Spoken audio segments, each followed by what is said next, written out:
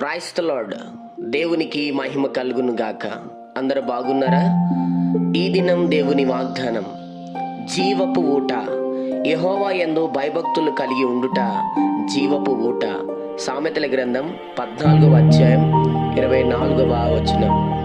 నిజమే, సర్వోన్నతమైన దేవుడు యందు మనము భక్తి కలిగి యథార్థముగా ప్రార్థించినప్పుడు మన జీవితాల్లో, మన కుటుంబాల్లో ప్రభు ఒక జీవపు ఊటను ఆయన కలుగజేస్తాడు. జీవము లేని ప్రతి అననుకూలమైన పరిస్థితులను దేవుడు జీవము గల పరిస్థితులుగా మార్చి ఆయన నీకు సహాయం చేయునుగాక. చిన్న మాట ప్రార్థన. ప్రేమ కనికరము గల మా తండ్రి, నీకు వందనాలు.